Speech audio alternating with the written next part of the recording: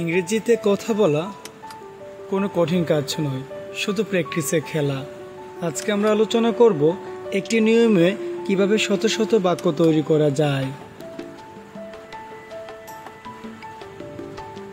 আজকে আমরা যে নিয়মটি নিয়ে আলোচনা করব সেটি হচ্ছে কোনো কিছু প্রয়োজন বোঝাতে নিড টু ব্যবহার করা হয়, আর এর স্ট্রাকচারটি হবে subject plus need to plus verb one.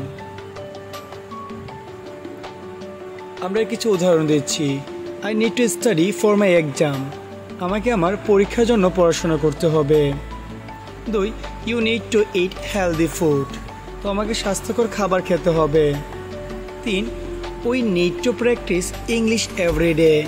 আমাদের প্রতিদিন ইংরেজি অনুশীলন করতে হবে। 4. They need to finish their homework. তাদের হোমওয়ার্ক শেষ করতে হবে। 5. She needs to wake up early. তাকে সকালে তাড়াতাড়ি উঠতে হবে। He needs to call his mother.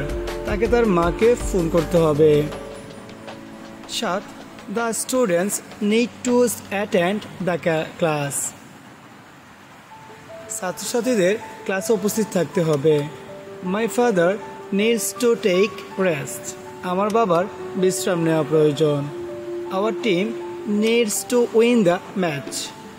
আমাদের দলকে ম্যাচ জিততে হবে। 10. Everyone needs to be honest.